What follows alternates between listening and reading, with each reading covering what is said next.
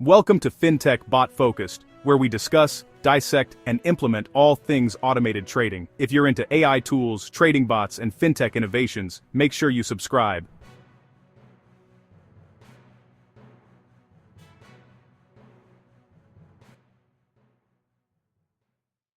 Welcome to FinTech Bot Focused, where we discuss, dissect, and implement all things automated trading. If you're into AI tools, trading bots, and FinTech innovations, make sure you subscribe. Today we're diving into something that separates the bots that survive market chaos from the ones that get liquidated.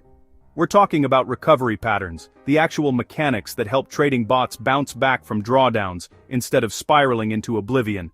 And I'm backing this up with live 2020 Siriwai. Chininadzuri Chwatrendang. Babi Chide Stanch Abide. De Derbaden Gin Tyris in Stais Perdurin. De Dubaijin Tern.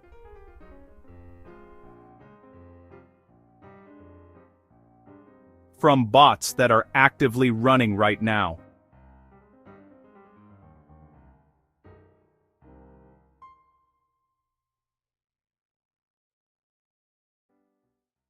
Let's start with pattern number 1, position size reduction post-drawdown. This sounds simple, but 73% of bots that successfully recover after a major loss do this one thing. They automatically shrink their position sizes after they hit a drawdown threshold. Think about it logically. If your bot just lost 15%, throwing the same contract size at the next trade is ego trading, not strategy. The bots that win, they drop to maybe 50 to 60% of their pre-drawdown size. This gives them breathing room to get back in the game without blowing up the whole account. We've tested this across 5 different currency pairs, and the math doesn't lie. Now here's where it gets really interesting. Pattern number 2 is all about dynamic stop-loss resets versus static hedging. Most bots use the same stop-loss width no matter what, but the 2026 data shows something different. Bots that dynamically adjust stop-losses based on current volatility actually outperform rigid hedging strategies by about 12% over 3-month windows. When volatility spikes, your stop gets wider. When it contracts, it tightens. It's like the bot is breathing with the market, instead of fighting it.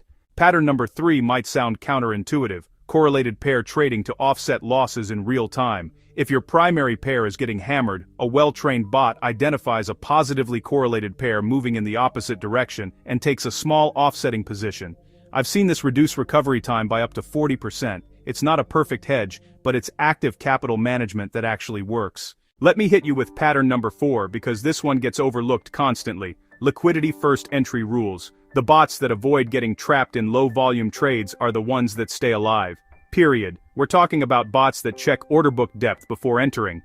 If the spread is too wide, or the depth is shallow, they simply skip the trade. It sounds boring, but those boring bots don't get caught in flash crashes and manipulation traps. And finally, pattern number 5.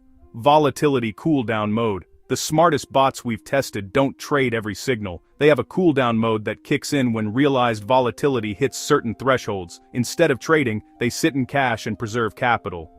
I know that feels counterintuitive. You want to be in the market, right?